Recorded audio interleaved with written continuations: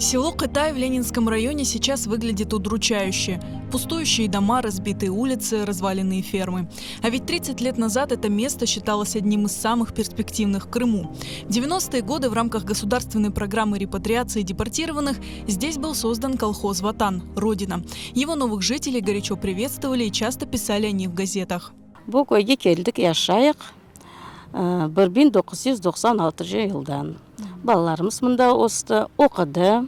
Біз Қырымға 75 сенесі вербовкамен келдік. Қырымға келген соң бір-екі чекіштірділер пропискасыз. Hem прописка етердер, hem çıkarırlar. 15 sutkaya kapardılar o vakitleri. Bu köye 80. senesi evlenip düştüm. 80. senesinden beri bunda yaşayayım. В Кытай заселили десятки вернувшихся на родину крымских татар, в основном из Самаркандской области Узбекистана. Для них построили одинаковые дома, разбили виноградники и сады, обещали сделать дороги, открыть детский сад и дом культуры.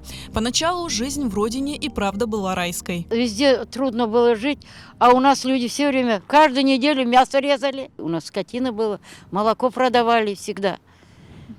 Ну, ферма была. Муж мой председателем был, Мемет Музаир Таирович. Каждый год давал пшеницу, хорошая была. Корову много молока давали, породистые коровы были, все у нас было.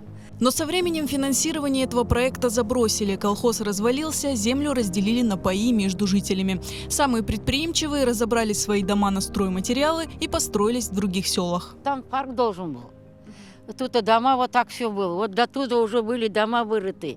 Сейчас в селе нет условий для комфортной жизни. Из всех достопримечательностей вышка связи и новопостроенный ФАП, который, правда, пока так и не заработал. Работы нет, жители выживают за счет огородов и хозяйства. Молодежь ездит на работу в Керчь. В селе нет ни одного магазина. Хлеб и другие продукты привозит автолавка. Перспектива yok, bir şey yok bunda. Gazımız yok.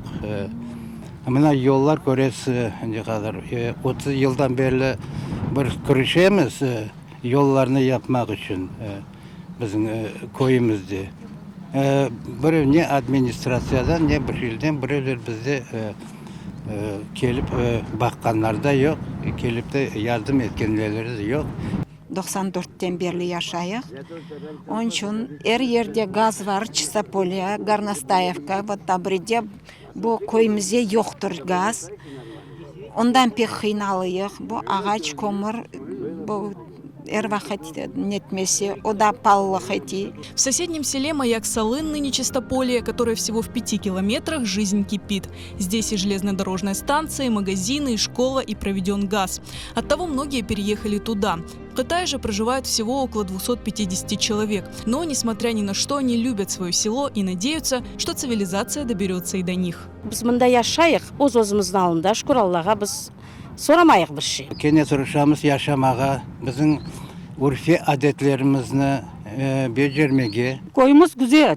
Adamlarda hizmet olsa hepsi birlik olur. Tinçlik olur.